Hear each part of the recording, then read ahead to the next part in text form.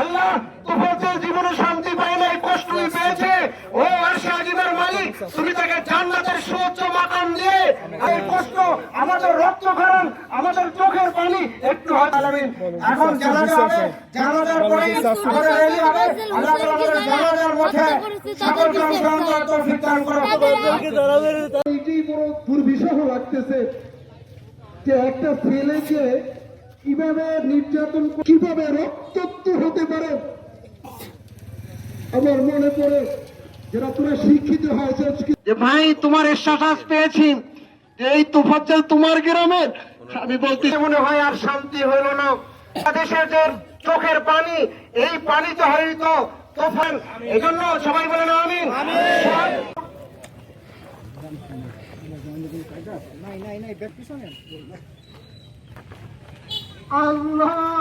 আল্লাহু আকবার।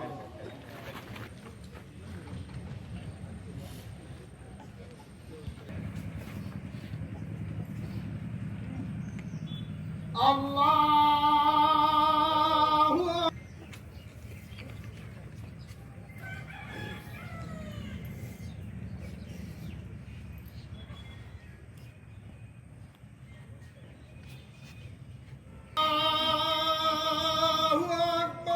আসসালামু আলাইকুম ওয়া রাহমাতুল্লাহ। আসসালামু আলাইকুম ওয়া রাহমাতুল্লাহ।